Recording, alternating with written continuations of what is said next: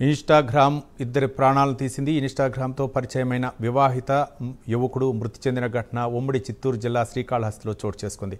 విశాఖకు చెందిన వెంకటలక్ష్మి అలియాస్ పద్మకు భర్త, కుమారుడు, కుమార్తె ఉన్నారు. ఏడాదిన్నర క్రితం శ్రీకాళహస్తికి చెందిన సురేష్తో ఇన్‌స్టాగ్రామ్‌లో పరిచయమైంది. ఏడాది క్రితం శ్రీకాళహస్తికి వెళ్ళింది. పద్మ కుటుంబ సభ్యులు పోలీసులకు ఫిర్యాదు చేశారు. ఈ క్రమంలోనే శ్రీకాళహస్తిలో ఉన్నట్లు గుర్తించారు. పద్మను కుటుంబ సభ్యులకు అప్పగించారు. అయితే సురేష్తో జీవితం అంటూ మళ్లీ ఇటీవలే శ్రీకాళహస్తికి పద్మ వెళ్ళింది. సురేష్ను మహిళ వివాహం చేసుకుంది. కైలాసగిరిలో సురేష్, పద్మ కాపురం పెట్టారు. ఇంట్లో అనుమానాస్పదంగా మహిళ మృతి చెందింది.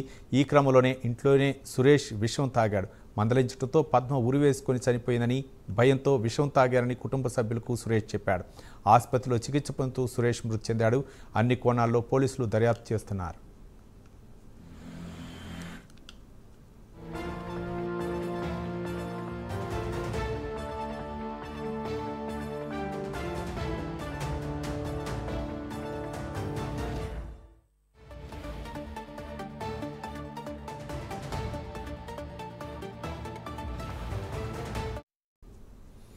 ఇన్‌స్టాగ్రామ్ ఇద్దరి ప్రాణాలను బలి తీసుకుంది. సురేష్ అలాగే పద్మ ఇద్దరు కూడా, అంటే పద్మ వివాహిత అయితే ఆమె సురేష్తో వివాహిత సంబంధం పెట్టుకుంది. ఈ నేపథ్యంలో ఇంట్లో కుటుంబ సభ్యులు మందలించడంతో వాళ్ళు ఆత్మహత్యలు చేసుకున్నట్లు తెలుస్తుంది. దీనిపై మరింత సమాచారం మా కరెస్పాండెంట్ రవివర్మ అందిస్తారు. రవివర్మ.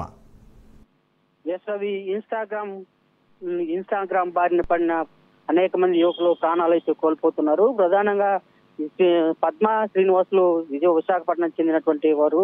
విశాఖపట్నంలో శ్రీనివాస్ వాళ్ళ దంపతులకు ఇద్దరు పిల్లలు కూడా ఉన్నారు. ఒక అతను వచ్చి పాప డిగ్రీ చదువుతోంది. అలాగే మేజర్లు, ఇద్దరు పిల్లకాయలు కూడా మేజర్లు. అయితే గత ఏడాది క్రితం ఇన్స్టాగ్రామ్ లో ట్రోల్ చేస్తున్నటువంటి వాటికి ఆకర్షితులైనటువంటి పద్మ ఈ కాళహస్తికి చెందినటువంటి అతనితో ఈ వివాహేతర సంబంధానికి దారి తీసింది. ఈ నేపథ్యంలోనే అంటే గతంలో పద్మ తన కుటుంబ సభ్యులను వదిలేసి కాళహస్తికి వచ్చేసింది. కుటుంబ సభ్యులు వచ్చి కాళహస్తి పోలీసులు కూడా ఫిర్యాదు చేశారు. అయితే ఆ పోలీసులు నచ్చజెప్పి మరోమారు పంపించినా కూడా తిరిగి రెండోసారి కూడా వచ్చేయడంతో వాళ్ళిద్దరు తనిగా కాపురం పెట్టారు. అయితే మనస్పర్ధలు, అంటే కుటుంబ తగాదాల ఇబ్బందుల కారణంగానే, అంటే ఎక్కువ ఖర్చు పెడుతున్నావు అనే విధంగా బాగా మందలించడంతోనే ఆత్మహత్య చేసుకున్నట్టు తెలిసింది. ఆత్మహత్య చేసుకున్నటువంటి పద్మ ఈ శవాన్ని ఇంట్లోనే ఉంచేసి తల్లిదండ్రులకు పోయి ఫిర్యాదు చేశాడు. ఇట్లా మందలించడంతోనే ఆత్మహత్య చేసుకుందని చెప్పి పేర్కొన్నాడు.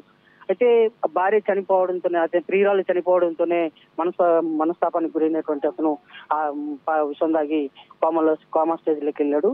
ఇవాళ ఆసుపత్రిలో చికిత్స పొందుతూ మృతి చెందినట్టుగా పోలీసులు గుర్తించారు. ఆ మేరకు కేసు నమోదు చేసి దర్యాప్తు చేపడుతున్నారు. Ravi. Right, thank you Ravi Varma.